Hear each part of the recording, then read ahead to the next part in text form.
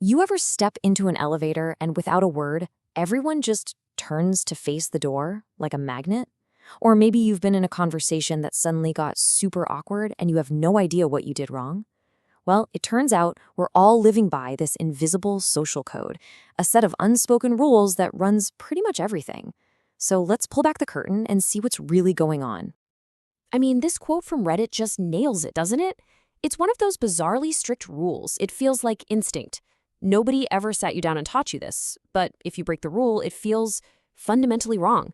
You instantly stick out, and not in a good way. The vibe in that little metal box gets weird fast. And that really gets to the heart of the mystery, right? Why? Why do we all just know to face the door? Where are these invisible instructions coming from? And it's not just elevators. It's about how close you stand to someone, how you make eye contact, even how you shake hands. We're about to decode this hidden language. And get this, the scale of what we're talking about is just staggering. Some research suggests that up to 93% of the emotional meaning in any conversation comes from nonverbal cues.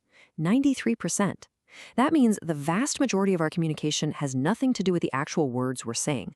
We're talking to each other, constantly, without ever opening our mouths. Okay, so how does this whole nonverbal thing actually play out in the real world?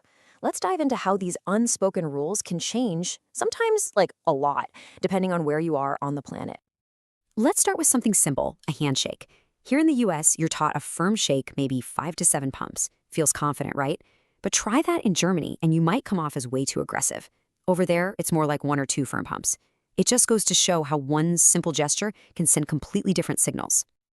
And then there's personal space, what scientists call proxemics.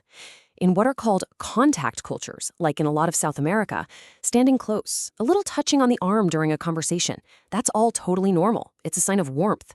But in non-contact cultures, like in Northern Europe, that same closeness can feel invasive, even threatening. You can see how that could lead to some serious misunderstandings. And what's really wild is that these rules can be the total opposite even inside the same country. For example, studies in the US have shown that European Americans often hold eye contact when they're listening to show they're engaged. But African Americans often do the reverse. They hold eye contact when they're the ones speaking to show sincerity. Without knowing that, you can imagine how easily wires could get crossed. So with all these differences, you might be thinking it's just chaos, right? That there's no common ground. But there is. Turns out some parts of our nonverbal language are the same for every single human being on Earth, no matter where you're from. A researcher named Paul Ekman proved this with his incredible universality studies. He found these 6 expressions that are recognized everywhere, from a bustling city to an isolated tribe that's had no contact with the outside world. And here's the kicker. He found that athletes who were blind from birth make the exact same faces of joy when they win or defeat when they lose as sighted athletes. They couldn't have learned that. It's just built in. Okay, so if some of this stuff is built in, you have to ask, why?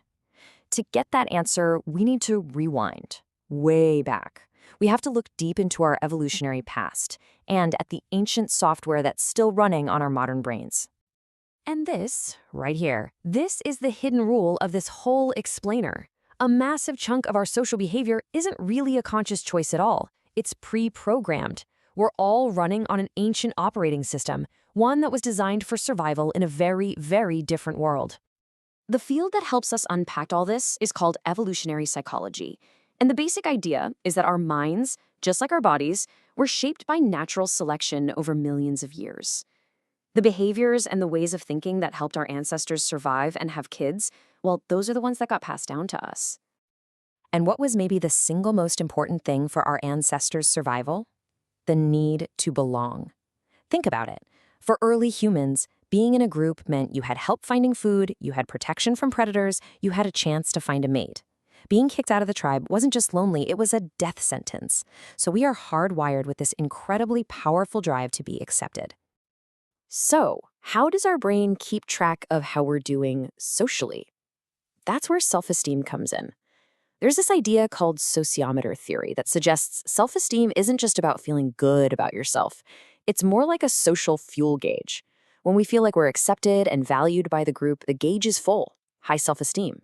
But when we sense rejection, it drops, like a warning light flashing on your dashboard telling you, hey, change your behavior before you get kicked out. All right, so we're walking around with these ancient brains, totally obsessed with belonging, trying to navigate a world of smartphones and Slack channels. Let's take a look at how this old programming deals with our new digital lives. And this is a huge question for all of us today, right? Does that social fuel gauge still work when we're just texting or emailing? Do any of these unspoken rules even matter when you're communicating through a screen? The answer is a huge yes. In fact, we've had to invent a whole new set of rules just to make up for all the body language that's missing. I mean, think about it. Why does getting a one-word text that just says K feel so awful? It's because your ancient brain, with no tone of voice to go on, interprets that as a sign of rejection. That lack of effort sends a signal, you're not important to the tribe. Things like being concise or proofreading are just modern ways of sending that same ancient critical message. I respect you, you belong. Okay, so we've looked at what the rules are and where they come from. Now for the really useful part, how you can consciously use this invisible code to build stronger connections in your own life. One of the most powerful tools you have is something called mirroring.